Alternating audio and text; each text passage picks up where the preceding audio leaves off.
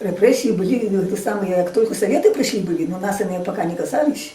Тогда нас всех вывозили, так и более-менее, кто где служил, кто более зажиточно жил, их тоже вывозили тогда.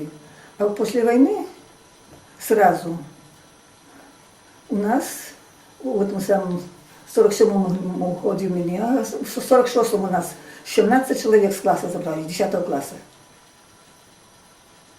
А вас не забрали? Не, меня забрали в этом самом, в 47-м году. Про чайки я очень мало памятаю. На этой чайце мы были, я была 2 раза только на собрании. И вот самое, нас было 5 человек. Супруг нам представил, что он руководит этой чайкой. Так вот, у нас была вот я, Нина Карадж, это, Гордейка, 3, как его называется? Ой, забыла. И он где-то у книжки, это со скобли, в книжке там его есть где-то фотография. Миша Ракевич. Миша Ракевич. Это 4 я наличила, так? И, по-моему, Шигрин. 5. Так вот я вам говорю, в этой чайке я была только 2 раза на этом собрании. Ничего, я лично ничего не робила. Никаких у меня заданий не было абсолютно. Як я потом почула, як написал Суфрон книжку, что наогул меня оттуда убрали из этой чайки.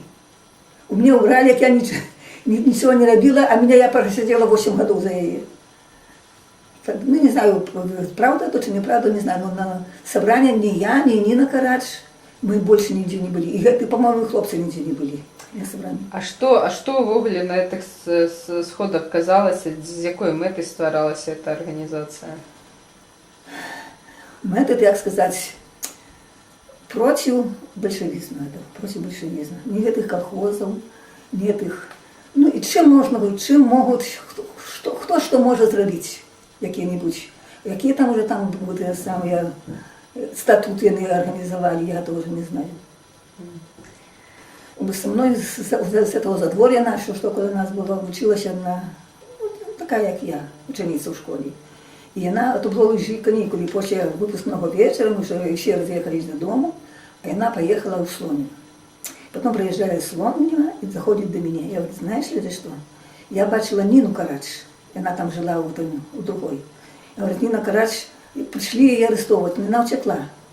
Пришли в хату, и она через окно выскочила и сказала, предупреди Лётю, что меня пришли арестовать. Больше ничего не сказала ей. Сказала, предупреди. Вот она меня предупредила. И я уже знала, что за мной приедут. И через 3 дня приехала с Козловщины уже КГБ. Мама лежала хвора. И я сама их встретила. Приходит это самый каюбист и говорит, может у вас молоточек каким есть? Вот у нас это самая машина испортилась, бричка, не бричка, ну до бричка, по-моему, на бричку приезжали. Ну я вынесла молоточек, и другой сразу подбежал. А кулетика больших есть такая? Я говорю, я поняла, что они пришли за мной. Ну еще и забрали тогда. Слава Богу, никаких катований мне не применялись. Я уже из этих усилий была арестована пошлее. Я уже знала, что они все сидят. Ну вот и не только меня расспрашивали, кто был у вас это самый руководитель, кто был заместитель, и уже все, супруг не знали арестованы, и он отдельно арестован. Ну я рассказала, только что мне, это самый исследователь был, написал что-то, что мне написал, я не знаю, написал, прочитал, подпишите. Я говорю, я этого не робила, что вы мне написали. Она говорит, ничего, ты подпиши, мы потом будем разбираться. Детально я буду вопрос. Я подписала, и все. И он отвел в это самое все, ничего мне не расспрашивал.